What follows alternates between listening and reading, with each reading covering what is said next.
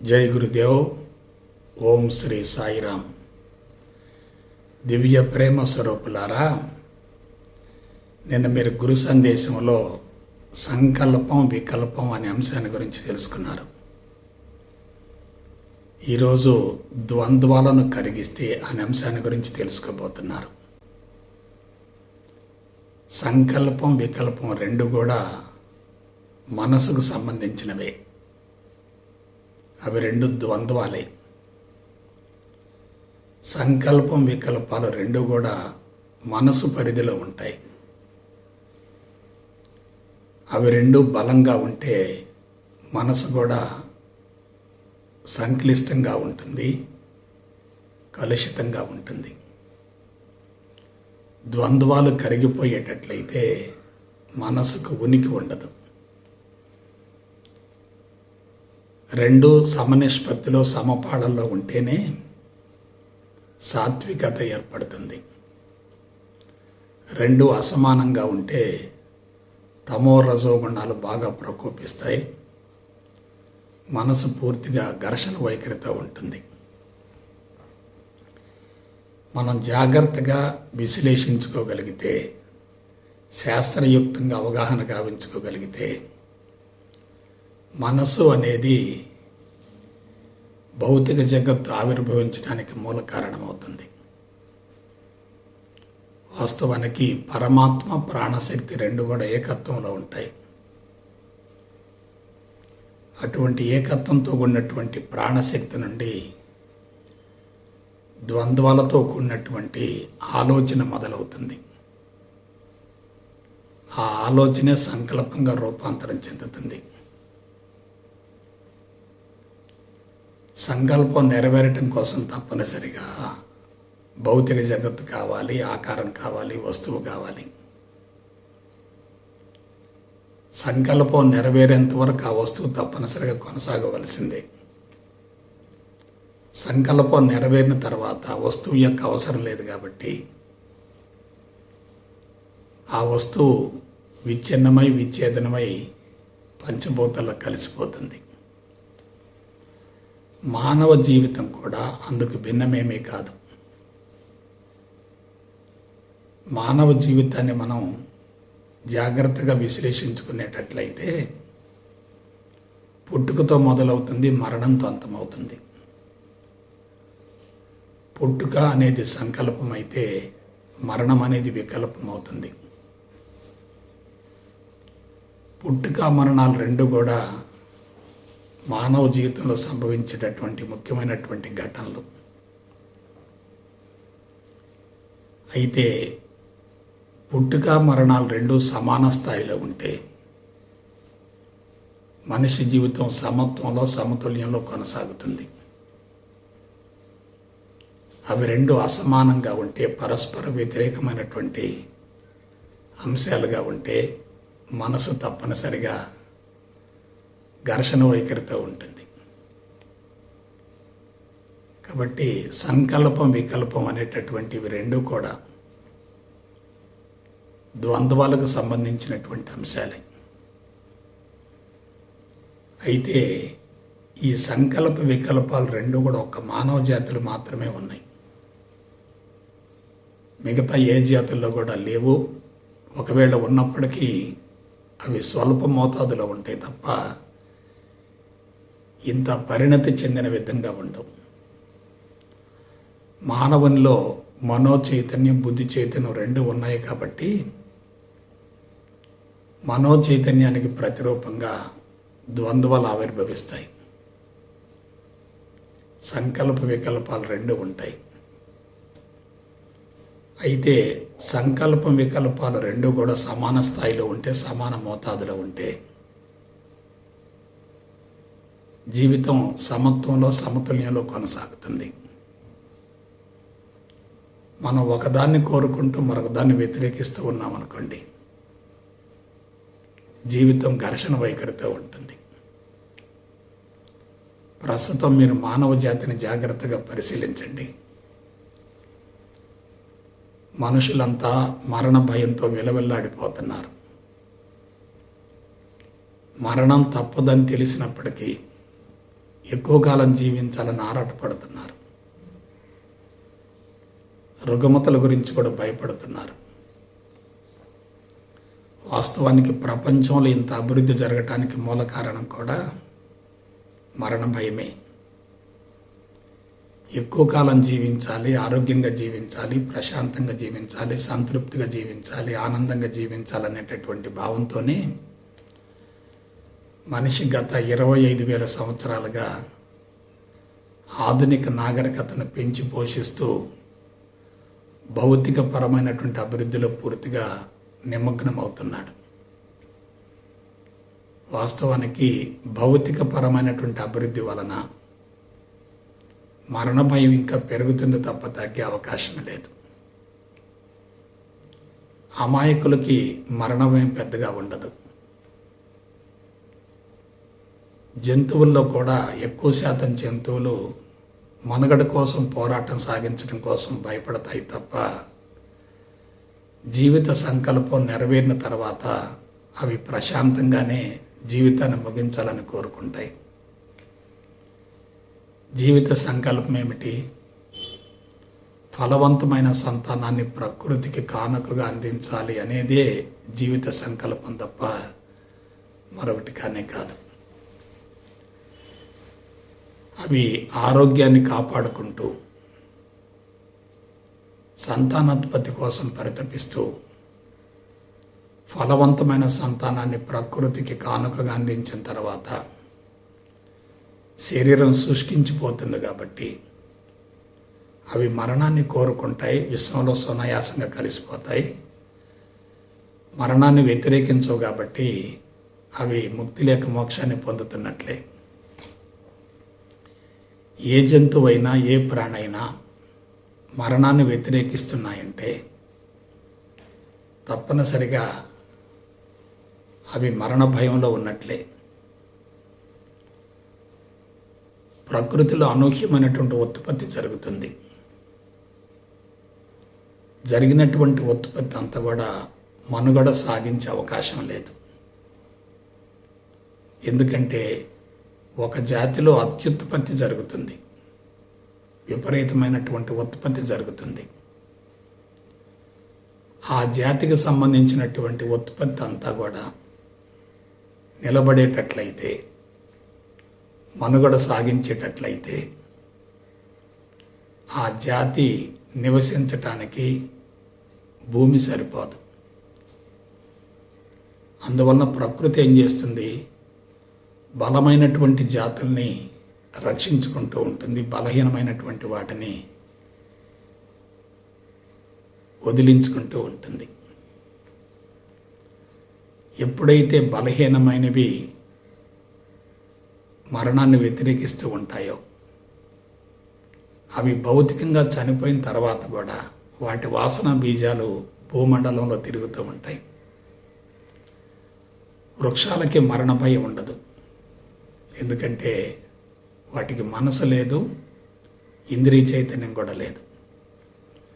జంతువులకి ఇంద్రియ చైతన్యం ఉంటుంది. ఆ ఇంద్రియ చైతన్యంలో ఎంతో కొంత మేరకు మనో చైతన్యం కూడా దాగి ఉంటుంది. అందువలన జంతువులు మరణాన్ని వ్యతిరేకిస్తూ ఉంటాయి. మానవుల విషయానికి వస్తే మానవులలో మనో చైతన్యం తారాస్థాయిలో ఉంది. అదే బుద్ధి చైతన్యంగా రూపాంతరం చెందింది. ఈ బుద్ధి చైతన్యం తెలివి మేధా సంపత్తిగా మారినందువల్ల మనిషి మనుగడ కోసం జరిగేటటువంటి పోరాటంలో సులభమైనటువంటి పద్ధతులను అనుసరిస్తూ వస్తున్నాడు.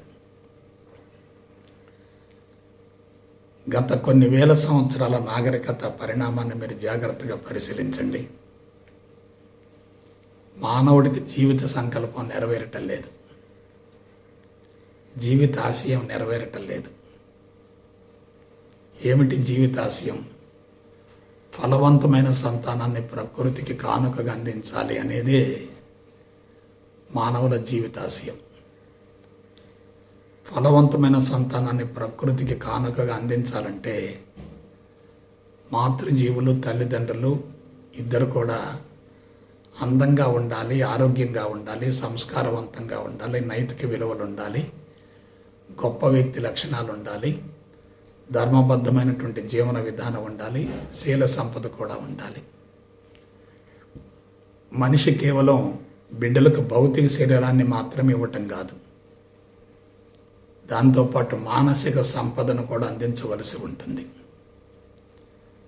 సంతానోత్పత్తి సక్రమంగా జరిగితే మానవ జీవితం కూడా సజావుగా కొనసాగుతుంది. సంతానోత్పత్తిలో పొరపాటు జరిగిన బిడ్డల్ని పెంచే విధానంలో ఏమాత్రం అపశృతులు సంభవించినా మనిషి జీవితం సంతృప్తికరంగా కొనసాగదు. సంతృప్తికరంగా జీవితం కొనసాగకపోతే మనిషి జీవిత కాలాన్ని పొడిగించుకోవాలనుకుంటాడు. అసంతృప్తి నుండి బయటపడటం కోసం మరొక శరీరం కోసం ఆరాటపడుతూ ఉంటాడు. కాబట్టి మరణం అనేది అసంతృప్తిగా ఉన్నప్పుడు అది మరొక దేహం కోసం పరితపించే విధంగా ఉంటుంది. సంతృప్తికరమైన జీవితాన్ని కొనసాగించగలిగితే మరొక దేహం యొక్క అవసరం ఉండదు కదా. అటువంటి వ్యక్తులు ప్రశాంతంగా జీవితాన్ని ముగించగలుగుతారు, విశ్వంలో సునాయాసంగా కలిసిపోతారు. వేదాంత పరిభాషలో దాన్నే ముక్తి లేక మోక్షం అంటారు. అయితే కీలకమైనటువంటి విషయం ఏంటంటే, మనిషి పుట్టుకను కోరుకుంటూ ఉన్నాడు, మరణాన్ని వ్యతిరేకిస్తూ ఉన్నాడు. ఒకదాన్ని కోరుకుంటూ ఉన్నాడు, మరొకదాన్ని వ్యతిరేకిస్తూ ఉన్నాడు. కోరుకున్నది లభించిందనుకోండి, తాత్కాలికంగా తృప్తి కలుగుతుంది. కోరుకున్నది లభించకపోతే తీవ్రమైనటువంటి అసంతృప్తి కలుగుతుంది. ఆశించింది లభించకపోతే, వ్యతిరేకించేది లభిస్తే ఆ వ్యక్తి జీవితం ఎలా ఉంటుంది? ప్రస్తుతం మీరు మానవ జాతిని గమనించండి. పుట్టుకను కోరుకుంటున్నారు, కానీ మరణాన్ని వ్యతిరేకిస్తున్నారు. పుట్టుకను హర్షిస్తూ మరణాన్ని వ్యతిరేకిస్తున్నారంటే సంకల్ప వికల్పాలు రెండు కూడా సమత్వాన్ని సమతుల్యాన్ని కోల్పోయినట్లే కదా. ఆలోచించండి. ఒకదాన్ని కోరుకుంటూ ఉన్నాము, మరొకదాన్ని వ్యతిరేకిస్తూ ఉన్నాము. వ్యతిరేకించడానికి మూల కారణం ఏంటి? అసంతృప్తి. కోరుకున్నది లభించినప్పుడు ఏం జరుగుతుంది? సంతృప్తి. సంతృప్తి అసంతృప్తి రెండు దేనికి సంబంధించినవి? మనసుకు సంబంధించినవి. అసలు కోరిక ఉత్పన్నమవుతుందంటేనే అంతరంగంలో అసంతృప్తి ఉన్నట్లే. అసంతృప్తిగా ఉండి కోరుకున్నది లభించినప్పుడు తాత్కాలికంగా సంతృప్తి కలుగుతుంది, కానీ కోరుకున్నవన్నీ నెరవేరవు కదా. కొన్ని నెరవేరుతూ ఉంటాయి, మరికొన్ని నెరవేరకుండా అలాగే మిగిలిపోతాయి. నెరవేరకుండా మిగిలిపోయినప్పుడు అంతరంగం ఎలా ఉంటుంది? అసంతృప్తిగా ఉంటుంది. అసంతృప్తిగా ఉన్న వ్యక్తి మరణాన్ని వాయిదా వేసుకునే ప్రయత్నం చేస్తాడు. సంతృప్తి కలిగేంత వరకు దానికోసం ప్రయత్నం చేస్తూనే ఉంటాడు. కానీ మీరు నేను అందరం తెలుసుకోవలసినటువంటి నగ్న సత్యం ఏంటంటే, సంతృప్తి అసంతృప్తులు రెండు కూడా ద్వంద్వాలే. సంతృప్తి అసంతృప్తులు రెండు ద్వంద్వాలైనప్పుడు, అవి మనసు పరిధిలో పనిచేస్తున్నప్పుడు, సంతృప్తిని కోరుకుంటూ అసంతృప్తిని వ్యతిరేకిస్తూ ఘర్షణ పడుతూ ఉంటే మానవ జీవితం సమత్వాన్ని సమతుల్యాన్ని కోల్పోతుంది కదా. కాబట్టి ద్వంద్వాలను గురించి సరైనటువంటి అవగాహన లేకపోతే మనసును కరిగించడం సాధ్యం కాదు. ద్వంద్వాలను గురించి సరైనటువంటి అవగాహన ఉంటే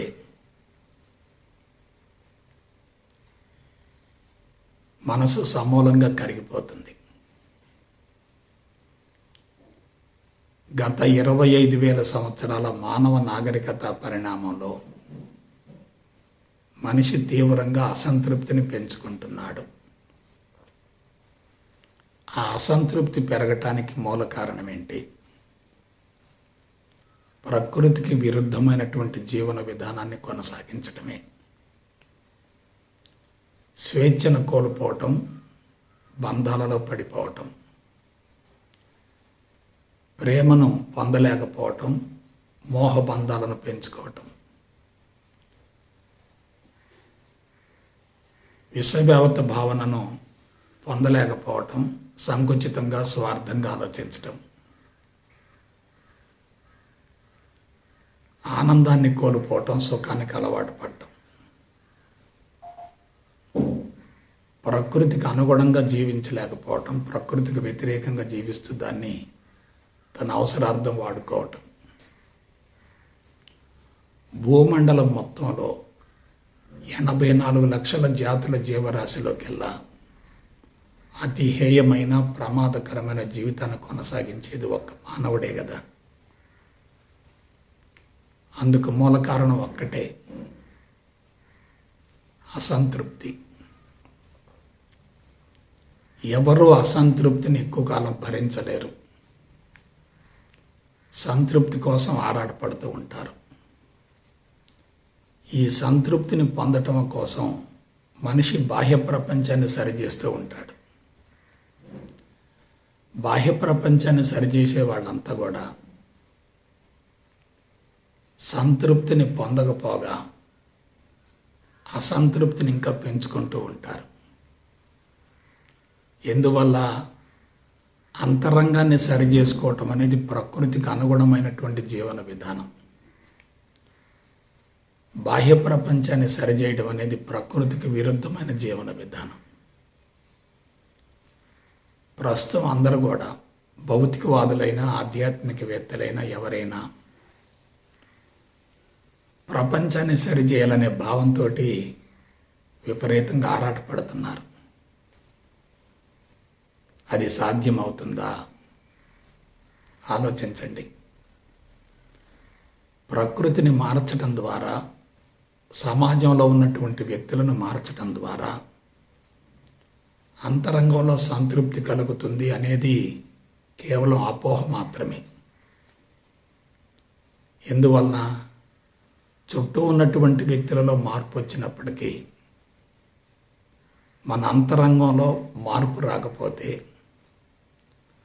అసంతృప్తి అనే బీజం అలాగే కొనసాగుతూ ఉంటుంది. మరొక విషయం ఏంటంటే, అసలు చుట్టూ ఉన్నటువంటి వ్యక్తులను మార్చడం సాధ్యమవుతుందా? సాధ్యం కానే కాదు. సాధ్యం కాదు అని తెలిసినప్పటికీ మరి ప్రయత్నం మానుకోవటం లేదు కదా. అందుకు మూల కారణం ఏంటి? అంతరంగంలో ఉన్నటువంటి అసంతృప్తి. సరిగా లేదు అనే భావన అసంతృప్తికి, సరిగా ఉంది అనే భావన సంతృప్తికి నిదర్శనాలు అవుతాయి. సరిగా లేదు అనే భావన బాహ్య ప్రపంచానికి సంబంధించింది కానే కాదు, అది అంతరంగానికి సంబంధించిందే. అంతరంగంలో అసంతృప్తి ఉన్నప్పుడు, బాహ్య ప్రపంచం సరిగా లేదు అనే భావన బలీయంగా ఉన్నప్పుడు ఎవరైనా తమ శక్తియుక్తులను ఉపయోగించి బాహ్య ప్రపంచాన్ని సరిచేసే ప్రయత్నంలో ఉంటారు. అయితే బాహ్య ప్రపంచం సరవుతుందా? మారుతుందా? సాధ్యమయ్యే ప్రసక్తి లేదు. మరి బాహ్య ప్రపంచాన్ని సరిచేయాలి అనే భావనతో విఫల ప్రయత్నం చేసి వైఫల్యం చెందారనుకోండి, సంతృప్తి పెరుగుతుందా? అసంతృప్తి పెరుగుతుందా? సంతృప్తి కలగదు, అసంతృప్తి తారాస్థాయికి చేరుతుంది. మీరు నేను తెలుసుకోవలసినటువంటి ఒకే ఒక నగ్న సత్యం ఏమిటంటే, ప్రపంచాన్ని సరిచేయటం ద్వారా, భౌతికపరమైనటువంటి అభివృద్ధి ద్వారా మనిషి ఆనందంగా జీవించగలుగుతాడు అనేటటువంటి ఒకే ఒక భావన వల్ల మనిషి ప్రపంచాన్ని సరిచేసే ప్రయత్నంలో పూర్తిగా నిమగ్నమై సమూలంగా వైఫల్యం చెందుతున్నాడు. బాహ్య ప్రపంచాన్ని సరిచేయటం ద్వారా తాత్కాలికంగా తృప్తి మాత్రమే కలుగుతుంది తప్ప అది శాశ్వతమైనటువంటి ఆనందం కానే కాదు. తృప్తికి ఆనందానికి మధ్యన ఉన్నటువంటి వ్యత్యాసం తెలుసుకోకపోతే మనిషి సమూలంగా వైఫల్యం చెందుతాడు. తృప్తి అనేది అసంతృప్తితో మిళితమై ఉంటుంది. ఆనందం అనేది మనసును కరిగించడం ద్వారా లభిస్తుంది. మనసు ఉన్నంత వరకు తృప్తి అసంతృప్తి రెండు కూడా ఒకదాని తర్వాత మరొకటి వ్యక్తీకరించబడుతూ ఉంటాయి. కానీ ఆనందం మాత్రం అందుకు పూర్తి విరుద్ధంగా ఉంటుంది, భిన్నంగా ఉంటుంది. అంతరంగాన్ని సరిచేసుకోవటం ద్వారా మాత్రమే, అంతరంగ శుద్ధి ద్వారా మాత్రమే, సంస్కారాలను సమూలంగా కరిగించుకోవటం ద్వారా మాత్రమే మనిషి ఆనందాన్ని ప్రయోగపూర్వకంగా అనుభవించగలుగుతాడు. కాబట్టి ద్వంద్వాలు పనిచేస్తున్నంతకాలం మనిషికి ఆనందం లభించే ప్రసక్తే లేదు. ద్వంద్వాలు బలోపేతం అవుతున్నాయంటే మనిషి ఆనందాన్ని పోగొట్టుకుంటున్నాడు అనేది సంకేతంగా ఉంటుంది. కాబట్టి మనుషులంతా ఎక్కడ దెబ్బతిన్నారు ఆలోచించండి. అంతరంగాన్ని సరిచేసుకోవటం మర్చిపోయారు. బాహ్య ప్రపంచాన్ని సరిచేసే పనిలో పూర్తిగా నిమగ్నమయ్యారు. సమూలంగా వైఫల్యం చెందుతున్నారు. సంతృప్తిని పోగొట్టుకుంటున్నారు, అసంతృప్తిని పెంచుకుంటున్నారు. అసంతృప్తి పెరగటం ద్వారా అంతరంగం ఇంకా కలుషితం అవుతుంది. సంస్కారాలు బలోపేతం అవుతాయి. మనిషి పూర్తిగా సమస్యల సుడిగుండంలో ఇరుక్కుపోతాడు. కాబట్టి పుట్టుకను కోరుకోవటం, మరణాన్ని వ్యతిరేకించడం అనేది మనిషి యొక్క అజ్ఞానానికి నిదర్శనమవుతుంది. పుట్టుక ఎంత సహజమో మరణం కూడా అంతే సహజం. అసలు మరణం లేకపోతే ప్రకృతి సమతుల్యాన్ని కోల్పోతుంది కదా. ఒకవైపు సృష్టి జరుగుతూ ఉంటుంది, మరొక వైపు స్థితి కొనసాగుతూ ఉంటుంది, ఇంకొక వైపు లయం జరుగుతూ ఉంటుంది. సృష్టి ఎంత శాతం జరుగుతుందో లయం కూడా అంతే శాతం జరగాలి. మానవుడు తన తెలివి మేధా సంపత్తిని పణంగా పెట్టి పుట్టుకను కోరుకుంటూ మరణాన్ని వ్యతిరేకిస్తూ అంతరంగంలో అసంతృప్తిని పెంచుకుంటూ మరణాన్ని తాత్కాలికంగా వాయిదా వేసేటటువంటి విధానాలను అనుసరిస్తూ సంతృప్తిని తాత్కాలికంగా పొందుతూ దాన్నే ఆనందంగా భ్రమిస్తున్నాడు. మీకు ఒకే ఒక విషయం చెప్తున్నాను. భౌతిక ప్రపంచంలో ఎక్కడా ఆనందం లభించే ప్రసక్తే లేదు. తనను తాను సరిదిద్దుకోగలిగితేనే, అంతరంగం సమూలంగా ఖాళీ అయితేనే, అంతరంగ సంస్కారాల కట్ట దగ్ధమైతేనే, అంతరంగం స్వచ్ఛంగా తయారైతేనే మనిషి ద్వంద్వాలను అధిగమించి ఆత్మస్థితికి చేరి ఆనందాన్ని ప్రయోగపూర్వకంగా అనుభవించగలుగుతాడు. ద్వంద్వాలు కరిగిపోతేనే ఆనందం లభిస్తుంది తప్ప ద్వంద్వాలు పనిచేస్తున్నంతకాలం ఆనందం లభించే ప్రసక్తే లేదు. కాబట్టి మానవుడు చేసినా, చేస్తున్నా, చేయబోతున్నా పెద్ద సరిదిద్దుకోలేని తప్పు ఏమిటంటే సైన్సు సాంకేతిక పరిజ్ఞానంతో పారిశ్రామిక ఉత్పత్తులను గణనీయంగా పెంచుతూ ప్రకృతి వనరులను అనూహ్యంగా ఉపయోగించుకుంటూ సుఖానికి, సౌకర్యానికి, విలాసానికి, వినోదానికి, శృంగారానికి, భోగ లాలస జీవితానికి అలవాటు పడేటటువంటి జీవన విధానాన్ని అనుసరించడం వలన ద్వంద్వాల మధ్య ఘర్షణ పడుతూ వస్తున్నాడు. కోరిక అనేది ఎలా మొదలవుతుంది? అసంతృప్తితో మొదలవుతుంది, ఆశించటంతో మొదలవుతుంది. మనం ఒకదాన్ని కోరుకుంటున్నామంటే మరొకదాన్ని వ్యతిరేకిస్తున్నట్లే కదా. కోరుకున్నది లభించింది అనుకోండి, అప్పుడు తాత్కాలికమైనటువంటి తృప్తి కలుగుతుంది. లభించలేదనుకోండి, అసంతృప్తి తీవ్ర స్థాయిలో ఉంటుంది. అసంతృప్తి తీవ్ర స్థాయిలో ఉందంటే సంతృప్తి కోసం జరిగేటటువంటి ప్రయత్నం కూడా తీవ్ర స్థాయిలోనే ఉంటుంది. ఆ విధంగా అంతరంగమందల అసంతృప్తిని కరిగించుకోవటం కోసం మనిషి చేసేటటువంటి ప్రయత్నాలు మొత్తం కూడా సమూలంగా వైఫల్యం చెందుతున్నాయి.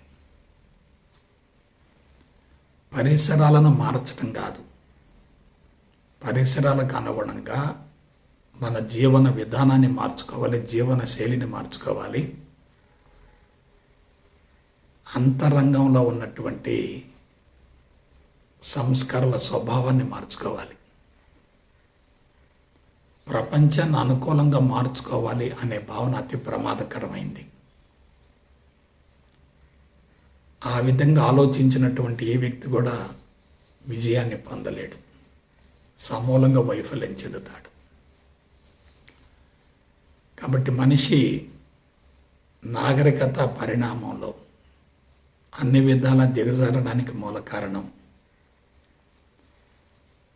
తనను గురించి తాను తెలుసుకోకపోవటమే, తానెవరో తెలుసుకోలేకపోవటమే.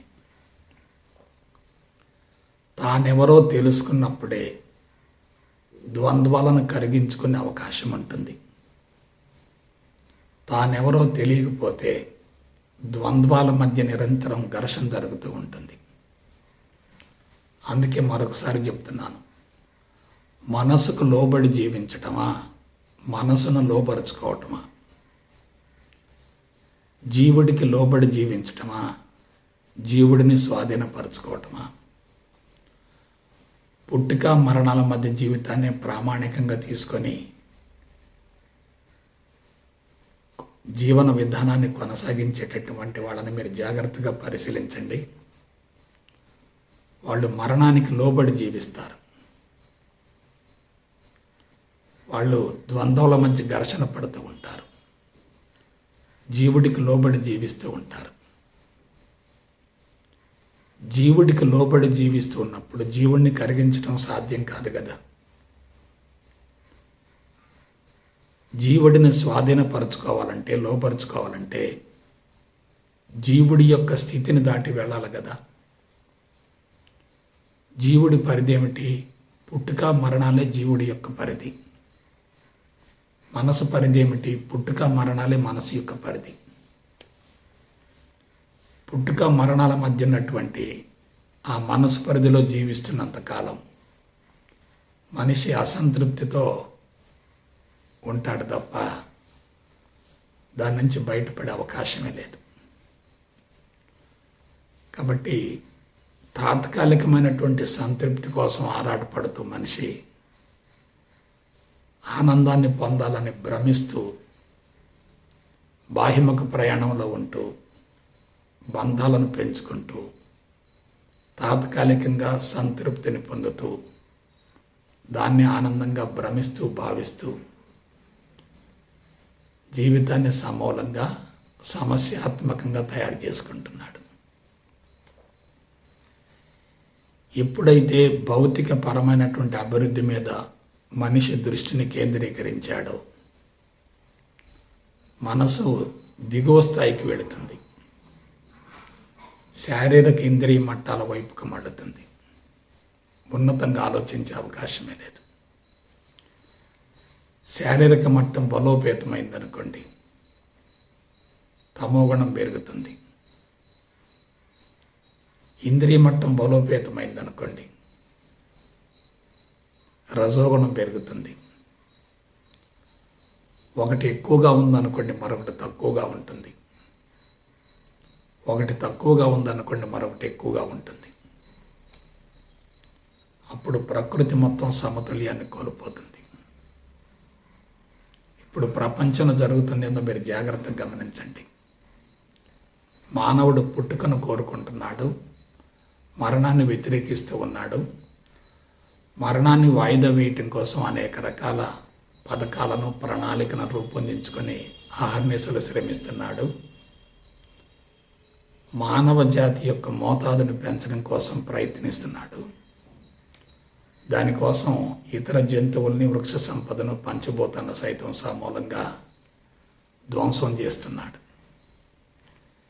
ఎప్పుడైతే వనరులు తరిగిపోతూ ఉన్నాయో, ఒకానొక దశలో మానవుడే మానవుడికి శత్రువు అవుతున్నాడు. విజాతి పోరాటం తగ్గిపోతుంది, ఇప్పుడు సజాతి పోరాటం పెరుగుతూ వస్తుంది. ఈ విధంగా మనిషి జీవితం సమూలంగా గాడి తప్పింది. మానవ మనుగడే ప్రశ్నార్థకమైంది. ఎప్పుడైతే మనిషి శారీరక ఇంద్రియ మట్టాలకే పరిమితం అవుతాడు, అతని ప్రజ్ఞ కుంచుకుంటుంది. నేను, నాది, నాకనేటటువంటి పరిమిత తత్వం పెరుగుతుంది. అహంకారం బలోపేతం అవుతుంది. సొంత ప్రపంచం ఏర్పడుతుంది. సొంత ప్రపంచంలో ఇరుక్కుంటే మనిషి మనసుకు లోబడతాడు, జీవుడి అధీనంలో ఉంటాడు తప్ప మనసును అధిగమించటం, జీవుడిని స్వాధీనపరచుకోవటం సాధ్యమయ్యే ప్రసక్తే లేదు. కాబట్టి ఒకే ఒక కీలకమైనటువంటి అంశాన్ని గురించి మీకు నేను తెలియజేస్తాను. అదేమిటంటే, ద్వంద్వాలను కరిగించుకోవాలంటే మనిషి మనసు పరిధిని దాటి వెళ్ళాలి. మానసిక పరిధి అనంతంగా విస్తరించాలి. ప్రజ్ఞ అనంతంగా వ్యాపించాలి. అహంకారం సమూలంగా కరిగిపోవాలి. నేను, నాది, నాకనేటటువంటి బంధాల నుంచి పూర్తిగా బయటపడాలి. శారీరక ఇంద్రియ మట్టాలను సంతృప్తిపరిచేటటువంటి జీవన విధానానికి సమూలంగా స్వస్తి చెప్పాలి. కాబట్టి కీలకమైనటువంటి పాయింట్ ఇక్కడే ఉంది, జాగ్రత్తగా ఆలోచించుకోండి. ద్వంద్వాలు పనిచేస్తున్నంతకాలం మనిషి మనసు పరిధిలోనే జీవిస్తాడు. ద్వంద్వాలను కరిగించాలంటే మనిషి పుట్టుక మరణాల మధ్య జీవితంలో ఉండకుండా పుట్టుకకు ముందు జీవితాన్ని గురించి, మరణం తర్వాత జీవితాన్ని గురించి ఆలోచించగలగాలి. పుట్టుకకు ముందు అనంతమైన జీవితం ఉంది. మరణం కేవలం భౌతిక దేహానికే. భౌతిక దేహానికే మరణం ఉంటుంది. నేనుకు మరణం ఉండదు కదా. ఆ నేను ఎప్పటి నుండి ఉంది? సృష్టి మొదలైనప్పటి నుండి నేను కొనసాగుతుంది. ఎంతవరకు ఉంటుంది? సృష్టి కొనసాగినంత వరకు ఆ నేను ఉంటుంది. నేను అనేది ఏకత్వం. సృష్టి అనేది ద్వంద్వాలతో కూడి ఉంటుంది. ఏకత్వంతో కూడినటువంటి నేను నుండి ద్వంద్వాలతో కూడినటువంటి సృష్టి ఆవిర్భవించి ద్వంద్వాలు కరిగిపోయిన తర్వాత ఆ వస్తువులు కానీ, ఆకారాలు కానీ, రూపాలు కానీ తిరిగి మరలా ఏకత్వంలో కలిసిపోతాయి. ఏకత్వం నుండి ద్వంద్వాలు ఆవిర్భవించి ద్వంద్వాలు కరిగిపోయి మరలా తిరిగి ఏకత్వంలో కలిసిపోతున్నప్పుడు ద్వంద్వాల పరిధిలో జీవిస్తున్నంతకాలం వాటి నుండి బయటపడే ప్రసక్తే లేదు. కాబట్టి జీవిత రహస్యం తెలుసుకోండి. ఇప్పుడు ప్రపంచంలో జరుగుతున్నదంతా ఏమిటంటే పుట్టుక మరణాల మధ్య జీవితాన్ని గురించి ఆలోచిస్తున్నారు. మనసు పరిధిలోనే జీవితం కొనసాగుతుంది. జీవుడి పరిధిలోనే జీవితం కొనసాగుతుంది. జీవితం పరిమితంగా ఉంటే ద్వంద్వాలు బలోపేతమవుతాయి. జీవితం అనంతంగా విస్తరించగలిగితే ద్వంద్వాలు కరిగిపోతాయి. జీవితం అనంతంగా విస్తరించాలంటే పుట్టుకకు ముందు మరణం తర్వాత కూడా జీవితం కొనసాగుతుందనే భావన కలిగితే మనిషి మరణాన్ని వ్యతిరేకించడు, పుట్టుకను హర్షించడు. ప్రస్తుతం అందరూ కూడా పుట్టుకను కోరుకుంటున్నారు, హర్షిస్తున్నారు. మరణాన్ని వ్యతిరేకిస్తున్నారు, దానిని వాయిదా వేసుకోవాలని ఆరాటపడుతున్నారు. పుట్టుక మరణాలు కేవలం భౌతిక దేహానికే అనే విషయాన్ని ఎవరైతే ప్రయోగపూర్వకంగా తెలుసుకోగలుగుతారో, శాస్త్రయుక్తంగా అధ్యయనం చేయగలుగుతారో అటువంటి వ్యక్తులు మనస్సుకు అతీతమైన జీవుడిని లోపరుచుకునేటటువంటి జీవన విధానం వైపుకు తమ దృష్టిని మళ్లించగలుగుతారు. అప్పుడు శరీరం నుండి నేను విడుదలవుతుంది. నేను శరీరం వేరు అనే భావన కలిగిందంటే ఆ నేను విశ్వమంతటికి విస్తరిస్తుంది. ఇప్పుడు నేనే శరీరం, శరీరమే నేను, శరీరము నేను రెండు కూడా కలిసి విడిపోలేని స్థితిలో ఉండటానికి మూల కారణం మనసే జీవుడే. మనసు జీవుడు రెండు ఉన్నాయంటే అక్కడ ద్వంద్వాలు బలంగా ఉన్నట్లే. మనసు జీవుడు రెండు కరిగిపోతున్నాయంటే ద్వంద్వాలు బలహీనపడుతున్నట్లే. కాబట్టి బిడ్డలారా జాగ్రత్తగా ఆలోచించుకోండి. నేను ఎవరు? ఈ ఒక్క ప్రశ్నకు సమాధానం పొందండి చాలు. నేను అంటే శరీరమా, ఇంద్రియాల, మనోబుద్ధుల, చిత్తం అహంకారాల, జీవుడా, జీవితమా, ప్రాణమా? ఆలోచించండి. నేను అనేది ఎప్పుడు మొదలైంది, ఎంతవరకు కొనసాగుతుంది? నేను అనేది ఎప్పుడు మొదలైందో ఎవ్వరికీ తెలియదు. ఎంతవరకు కొనసాగుతుందో ఎవరికీ అవగాహన కాదు, అవగాహన అయ్యే అవకాశమే లేదు. ఆ నేను అనేది నీవైనప్పుడు నువ్వు శరీరానికి, ఇంద్రియాలకి, మనోబుద్ధులకి, చిత్తం అహంకారాలకి, జీవుడికి, జీవితానికి, ప్రాణానికి అతీతంగా ఉన్నప్పుడు నీ ప్రజ్ఞ అనంతంగా విస్తరిస్తుంది. ప్రజ్ఞ విస్తరిస్తుందంటే ద్వంద్వాలు కరిగిపోతున్నట్లే. ప్రజ్ఞ కుంచుకుందంటే ద్వంద్వాలు బలోపేతం అవుతున్నట్లే. ఎవరైతే భిన్నత్వంలో ఉన్నటువంటి ఏకత్వాన్ని గుర్తించగలుగుతారో, ద్వంద్వాలను రెండింటినీ మాయగా భావించి వదిలివేయగలుగుతారో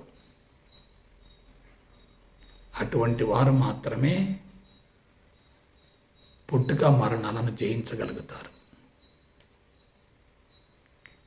పుట్టుక మరణాలు కేవలం రెండు సంఘటనలు మాత్రమే అని తెలుసుకోగలిగితే వాటికి మనం ప్రాధాన్యతను, ప్రాముఖ్యతను ఇచ్చే అవకాశమే లేదు. ప్రస్తుతం అందరూ ప్రాధాన్యతను ప్రాముఖ్యతను ఇవ్వటానికి మూల కారణం ఏంటంటే శారీరక ఇంద్రియ మట్టాలకే పరిమితం అవుతున్నారు. పుట్టుక మరణాల మధ్య జీవితాన్ని గురించి ఆలోచిస్తున్నారు. బంధాలు, అనుబంధాలు, ఆస్తులు, అంతస్తులు, బంధువులు, మిత్రులు, హితులు, సన్నిహితులు, స్నేహితులు, కుటుంబ సభ్యులు వగైరా వగైరా వగైరా మొత్తం బంధాల్లో పడిపోతున్నారు. పెద్ద నెట్వర్క్ తయారు చేసుకుంటున్నారు. సొంత ప్రపంచాన్ని సృష్టించుకుంటున్నారు, ఏర్పాటు చేసుకుంటున్నారు. ఆ సొంత ప్రపంచంలో పూర్తిగా బంధించబడుతున్నారు. దాని నుండి బయటపడలేకపోతున్నారు. కాబట్టి జాగ్రత్తగా ఆలోచించండి. పరిపూర్ణ జ్ఞానాన్ని పొందిన వ్యక్తి మాత్రమే అద్వైతంలో జీవించగలుగుతాడు.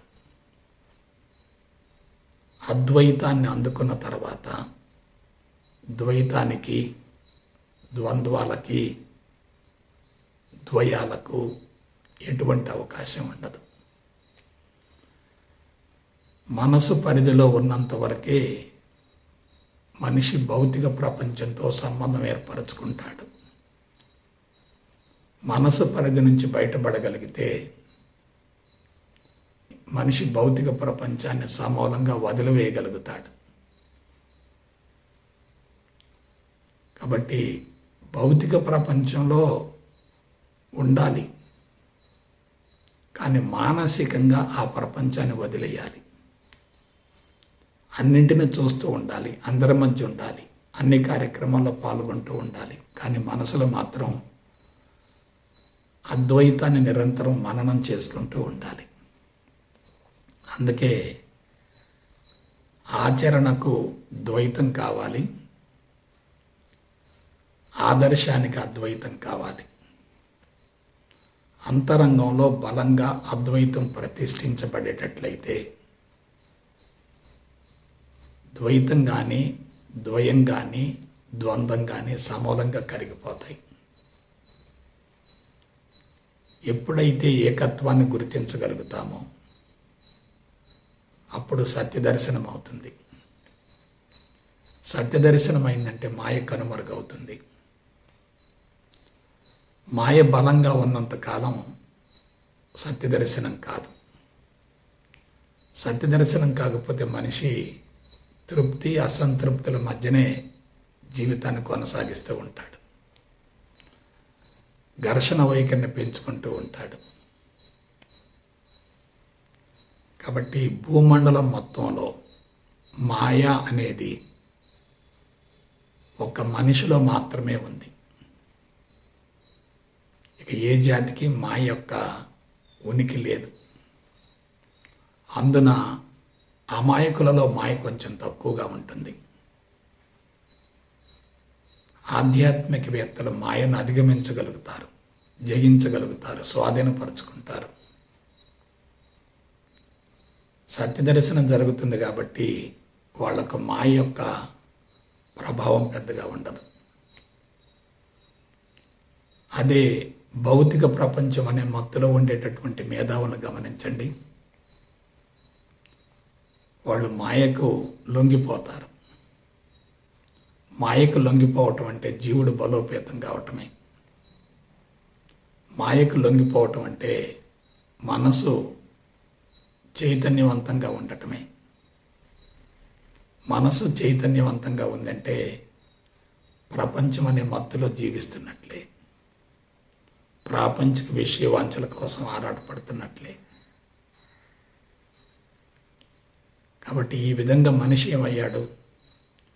కొన్ని వేల సంవత్సరాలుగా, తరతరాలుగా బలీయమైనటువంటి బంధాలను ఏర్పరచుకొని వాటి నుంచి బయటపడలేకపోతున్నాడు. సత్యం తెలిసినా ఆచరించలేకపోతున్నాడు. అందుకు మూల కారణం ఏంటి? తెలుసుకున్నటువంటి సిద్ధాంతం అనుభవంలోకి రావటం లేదు. అనుభవంలోకి రాకపోవటానికి మూల కారణం ఏంటి? మాయ బలంగా ఉండటమే. మాయ బలంగా ఉండటానికి మూల కారణం ఏంటి? ద్వంద్వాల మధ్య నిరంతరం ఘర్షణ పడుతూ ఉండటమే. తృప్తి అసంతృప్తుల మధ్య నిరంతరం ఆరాటపడుతూ ఉండటమే. తృప్తిని కోరుకుంటూ ఉంటారు, అసంతృప్తిని వ్యతిరేకిస్తూ ఉంటారు. కానీ అసంతృప్తి తృప్తిలో ఒక భాగం అనే విషయాన్ని తెలుసుకోలేకపోతున్నారు. తృప్తి ఉందంటే అసంతృప్తి ఉంటుంది, అసంతృప్తి ఉందంటే తృప్తి ఉంటుంది. సంకల్పం ఉందంటే వికల్పం ఉంటుంది, వికల్పం ఉందంటే సంకల్పం ఉంటుంది. సంకల్పం యొక్క రూపాంతరం వికల్పం. వికల్పం జరగకపోతే సంకల్పం అదే విధంగా కొనసాగవలసిందే. అది చాలా ప్రమాదకరం. కాబట్టి పరిణామం అనేది జరగటానికి మూల కారణం సంకల్ప వికల్పాలు రెండు కూడా సమాన స్థాయిలో ఉండటమే. మానవుడు ఒకదాన్ని వ్యతిరేకిస్తూ మరొకదాన్ని కోరుకుంటున్నాడు కాబట్టి సంకల్ప వికల్పాల మధ్య ఘర్షణ జరుగుతుంది, సమత్వం సమతుల్యం లోపిస్తుంది. అటువంటి స్థితిలో మనిషి జీవితం నరకప్రాయం అవుతుంది, సమస్యాత్మకమవుతుంది, ఆయుష్ తగ్గిపోతుంది, ఆరోగ్యం క్షీణిస్తుంది, అశాంతి పెరుగుతుంది, అసంతృప్తి పెరుగుతుంది, ఆనందం ఏ కోశాన ఉండదు. అందువల్ల మనసు అనేది మనిషికి ప్రధానమైనటువంటి శత్రువు. మనసు ఇంట్లో ఉండేటటువంటి పాము లాంటిది, దొంగ లాంటిది. ఇంట్లో దొంగ ఉంటే ఇంటికి ప్రమాదం కదా. ఇంట్లో పాము ఉంటే మనం ప్రశాంతంగా ఉండలేం కదా. కాబట్టి ఆధ్యాత్మికతను గురించి తెలుసుకోవటానికి, జీవితాన్ని గురించి అవగాహన గావించుకోవటానికి తప్పనిసరిగా మనసు అవసరమే కానీ ఆ మనసే ప్రధానమైనటువంటి శత్రువు అనే విషయాన్ని మనం తెలుసుకోగలగాలి. మనిషి పడుతున్నటువంటి అన్ని బాధలకు మూల కారణం ద్వంద్వాలను గురించి సరైనటువంటి అవగాహన లేకపోవటమే. ద్వంద్వాలకు సంబంధించినటువంటి అవగాహన ఏర్పడిన మరుక్షణమే మనిషి అన్ని రకాల భయాల నుంచి విడుదలవుతాడు. భయం ఉందంటే శక్తి హరించుకుపోతుంది. భయాన్ని తొలగించుకోవాలంటే తన స్వస్వరూపాన్ని తాను తెలుసుకోగలగాలి. తానెవరో తెలుసుకుంటే చాలు, ఇక భయానికి అవకాశమే ఉండదు. కాబట్టి జీవిత పరమార్థాన్ని నెరవేర్చుకోవటం కోసం, దివ్యత్వంలో సునాయాసంగా కలిసిపోవటం కోసం, ద్వంద్వాలను కరిగించుకోవటం కోసం చక్కటి ప్రణాళికతో ముందుకు వెళ్ళాలని మనస వాచ కర్మణ కోరుకుంటూ సెలవు తీసుకుంటా. జై గురుదేవ్, జై గురుదేవ్, జై గురుదేవ్.